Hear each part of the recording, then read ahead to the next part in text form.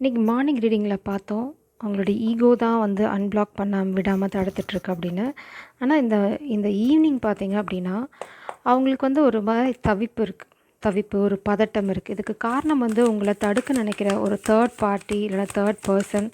நான் சொல்கிற மாதிரி தேர்ட் பார்ட்டினா வந்து கெட்டவங்களாக தான் இருக்கணும், கனெக்ஷனாக தான் இருக்கணும் அவசியம் இல்லை. ஃபேமிலி யாரோ ஒருத்தங்க அவங்கள தடுக்கணும்னு முயற்சி பண்ணவங்க முன்னாடி இந்த பர்சன் ரியாக்ட் பண்ணியிருக்காங்க. என்ன ரியாக்ட் பண்ணியிருக்காங்க, எதனால் அவங்களுக்கு கோவம் வந்தது அப்படின்னு பார்க்கலாம்.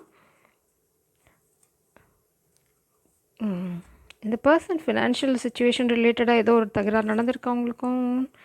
Adjacent possibilities. இந்த பர்சன் உங்ககிட்ட வர்றதுக்கு அவங்க பவரில் ஸ்டாண்ட் பண்ணாங்க. இட்ஸ் லைக் இதுக்காக தான் அவங்களுக்கு மேபி ஆர்கியூமெண்ட்ஸ் நடந்திருக்கலாம்.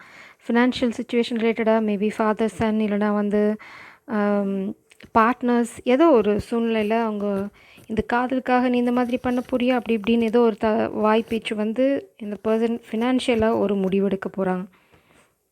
Three of wands bottom deck energy.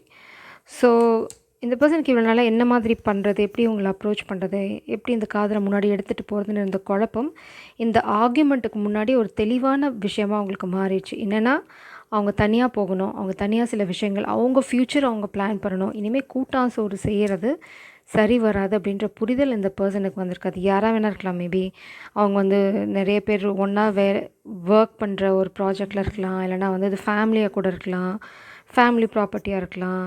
ஏதோ ஒரு விஷயம் வந்து அவங்களுக்கு பணம் ரிலேட்டடாக ஒரு கிளாரிட்டி இந்த ஆர்கியூமெண்ட் கொண்டு வந்திருக்கு. ஸோ என்ன ஆர்கியூமெண்ட் நம்ம டீட்டெயிலாக பார்க்குறதுக்கு முன்னாடி இந்த பர்சன் உங்களை பற்றி ஒரு புரிதலுக்கு வந்துட்டாங்க. இவ்வளோ நாள் உங்களை பற்றி சொன்னது எல்லாமே போய் நீங்கள் வந்து ரொம்ப பியூட்டிஃபுல்லான சோல். இங்கே பார்த்திங்க அப்படின்னா உங்களோட 7 சக்கராவே இங்கே ஓப்பனாக இருக்குது. நீங்கள் உங்கள் பவரில் ஸ்டாண்ட் பண்ணுறீங்க. நீங்கள் ஒரு ஏஞ்சல் இல்லைனா நீங்கள் வந்து ஒரு டிவைன் பீயிங் அப்படிங்கிறது அவங்களுக்கு தெளிவாக புரிஞ்சிருச்சு. உங்கள்கிட்ட வர்றது மட்டும்தான் அவங்களுக்கு இருக்கிற ஒரே ஒரு சொல்யூஷன் இந்த இந்த பிரச்சனைக்கு நினைக்கிறேன். ஏன்னா இந்த நாளுக்கு நாள் உங்களை பிரிஞ்சிருக்க இந்த தவிப்பு இந்த பர்சனுக்கு கூட்டிகிட்டே போகுது. அது இல்லாமல் நீங்கள் ரொம்ப ஸ்ட்ராங்காக இருக்கீங்க. இந்த பர்சன் வந்து உங்களை ரொம்ப ஸ்டேபிளான பர்சனாக பார்க்குறாங்க. எந்த சூழ்நிலை வந்தாலும் உங்கள்கிட்ட எந்த மாற்றமும் இல்லை. நீங்கள் எதுவுமே பண்ணல.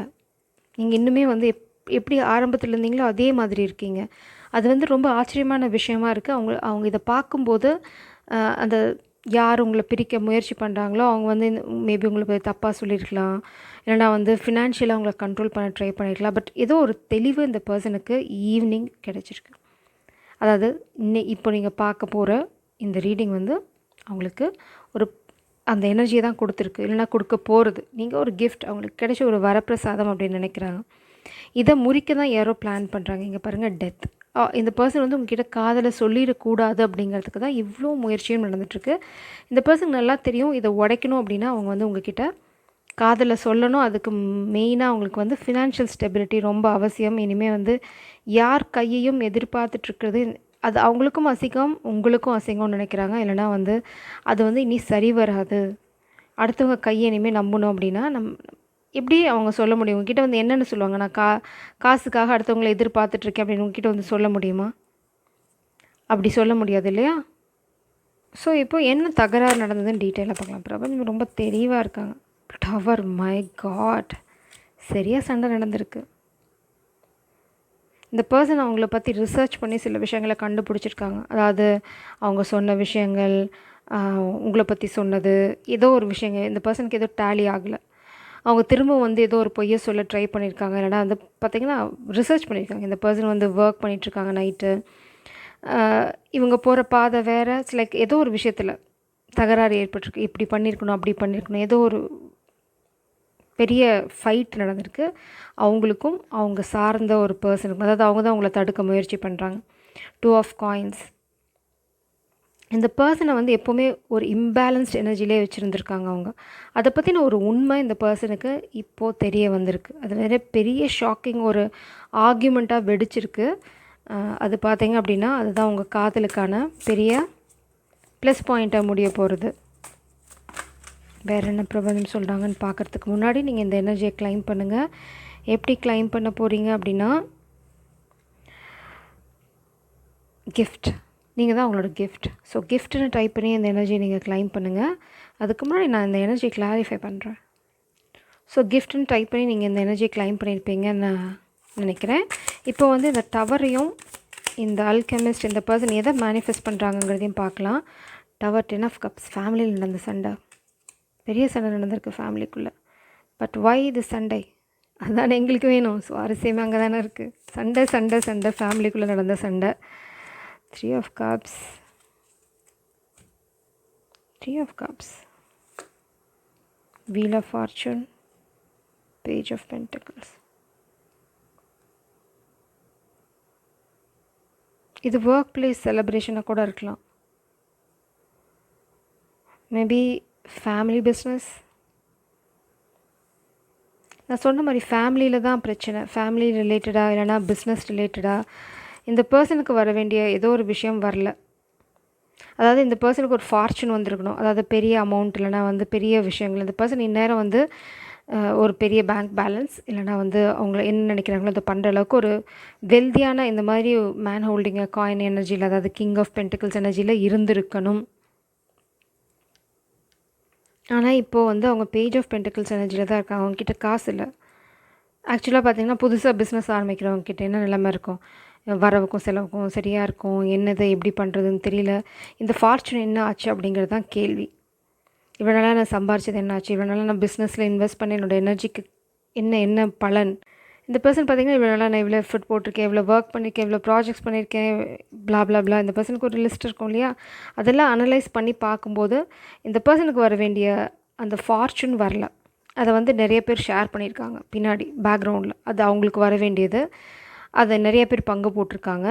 இப்போ இந்த பர்சன் கையில் காசு இல்லை. இதுதான் ஆக்சுவல் பிரச்சனை. இதுதான் வந்து ஒரு பெரிய ஃபைட்டாக ஃபேமிலியில் நடந்திருக்கு. அதுதான் உங்களோட அருமை. நீங்கள் எவ்வளோ பெரிய அபண்டன்ட் எனர்ஜி, நீங்கள் உங்கள் வாழ்க்கையில் வந்து வரப்பிரசாதம் அப்படிங்கிற ரியலைசேஷன், நீங்கள் எவ்வளோ ஸ்ட்ராங்காக இருக்கீங்க இந்த ஃபேமிலி மாதிரி முதுகில் குத்தாமல் அப்படிங்கிறதுலாம் உங்களுக்கு புரிய வச்சுருக்கு. 3 ஆஃப் ஸ்டாஃப்ஸ் பிளானிங். இவங்க பிளான் பண்ணுறாங்க உங்ககிட்ட எப்படி வரணும்னு. 2 ஆஃப் சோர்ட்ஸ். இதுலேருந்து எப்படி வெளியில் வர்றதுன்னு அவங்களுக்கு இவ்வளோ நாளாக தெரியல. கண்ணை கட்டி காட்டல. இந்த பர்சன் உங்களை நோக்கி வந்துட்டுருக்காங்க. அது உங்களுக்கு தெரியாது. ஆக்சுவலாக அந்த பர்சன் சைலண்ட்டாக மூவ் ஆகிட்டு தான் இருக்காங்க உங்களை நோக்கி. இது உங்களுக்கு தெரியாது. ஒரு இன்டெசிஷன் தான் இருந்தது இவ்வளோ நாளாக. ஆனால் இப்போ வந்து இந்த பர்சன் ஒரு பிளானிங் மூடுக்கு போயாச்சு. இந்த துரோகத்தை இனிமேல் அவங்களால தாங்கிக்க முடியாது. இதுக்கு எகெயின்ஸ்டாக அவங்க சண்டை போடுறதுன்ட்டு ஒரு முடிவோடு இருக்காங்க. இல்லை, இது எனக்கு நடந்தது பச்சை துரோகம். இதுக்காக என் காதலை இழக்க நான் தயாராக இல்லை. நான் பார்த்துக்கிறேன். எனக்கு தெரியும் எப்படி வந்து இந்த அபண்டன்ட் எனர்ஜியை கிளைம் பண்ணுறது, எப்படி நான் வந்து எனக்கே ஒரு ஃபார்ச்சூனை க்ரியேட் பண்ணிக்கிறதுன்னு எனக்கு தெரியும். இதனாலெல்லாம் நான் வந்து விலகி இருக்க போதில்லை. அந்த ஈகோ உடஞ்சதுக்கப்புறம் இந்த பர்சன் வந்து அவங்க வாழ்க்கையை அனலைஸ் பண்ணி பார்க்குறாங்க. சரி, ஓகே, என் மேலே தான் தப்பு, நான் தான் பண்ணியிருக்கணும், இப்போ நான் என்ன பண்ணணும் அப்படின்னு பார்க்கும்போது அடுத்த ஸ்டெப் நம்ம என்ன யோசிப்போம்? செட்டில் ஆகிறதுக்கான மணி. அப்போ பார்க்கும்போது தான் இதெல்லாம் வெளியில் வருது. ஓகே, ஆமாம், என்கிட்ட இவ்வளோ இருந்திருக்கணும்ல, அப்போ எங்கே போச்சு? நான் இவ்வளோ நாளாக போட்ட கஷ்டம் எங்கே? நான் சம்பாரிச்சதெல்லாம் எங்கே போச்சு? காசு காணும். காக்கா தூக்கிட்டு போயிடுச்சு. வடை காணும். இப்போ வடையை கேட்டால் வடையை காணும். நரி தூக்கிட்டு போயிடுச்சு. அந்த நரியோட தான் இப்போ சண்டை போடணும். What will happen? Pleasure seekers. யாரோ குரூப் ஆஃப் பீப்புள் இந்த பர்சன் கிட்ட இந்த காசை திருடி இருக்காங்க. மேபி ஃபேமிலி அவங்களோட சொந்த லாவிஷ் லைஃப்காக திருடிட்டாங்க. திருடி சந்தோஷமாக வேறு இருந்திருக்காங்க. அதாவது நல்லா சொல்லுங்க, வீசி செலவு பண்ணியிருக்காங்க சொல்லுவாங்கள்ல, வீசி அள்ளி இறச்சிருக்காங்க. Wife reversal journey. ஒரு சிலருக்கு பார்த்தீங்க அப்படின்னா இது பண்ணது வைஃப் கேரக்டர், வைஃபோட ஃபேமிலி, எக்ஸ் இல்லைனா யாரோ ஒருத்தங்க, இல்லைனா இந்த பர்சனோட ஃப்ளிங் யாரோ ஒருத்தங்க பணத்தை ஏமாற்றிருக்காங்க. இப்போ பார்த்தா பணம் இல்லை. உட்காந்து நைட் ஃபுல்லாக வெடி யோசிச்செல்லாம் பணத்தை காணோம். எங்கடா பணத்தை காணோம் அப்படின்னா, காணோம், நாங்கள் எல்லாம் முழுங்கிட்டோம் அப்படின்ட்டாங்க. ஸோ இது வந்து வைஃப்னால் லிட்டரலாக அவங்களோட ஒய்ஃபாக தான் இருக்கணும்னு அவசியம் இல்லை. இது வந்து அம்மாவாக இருக்கலாம், இப்போ சிஸ்டராக இருக்கலாம், இல்லைனா வந்து ஒரு மாஸ்குலின் ஃபெமினின் எனர்ஜியில் இருக்கவங்களா இருக்கலாம். பட் நிறைய பேத்துக்கு மோஸ்ட்லி ஃபெமினாக இருக்க வைஃப் கேரக்டர், எக்ஸு, அந்த மாதிரி எனர்ஜி தான். ஸோ ஜேர்னி இந்த பர்சன் அதை விட்டுட்டு உங்களை நோக்கி வராங்க. யாராக இருந்தாலும் சரி, அவங்கள விட்டுட்டு உங்களை நோக்கி பயணம் பண்ண போகிறாங்க. அதுக்கான பிளானிங் பின்னாடி நடந்துட்டுருக்கு. You are not aware of it. இல்லைனா இன்டெசிஷன் எனர்ஜியில் இருந்தவங்க இப்போ ஒரு டெசிஷனை நோக்கி போயிட்டுருக்காங்க. ஏன்னா இந்த துரோகத்தை இனிமேல் அவங்க தாங்கிக்க முடியாது. அவங்களுக்கு கிடைச்ச பரிசை அவங்க மிஸ் பண்ண விரும்பலை. It's very clear. ஜெய் சாரம், காட் பிளஸ் யூ.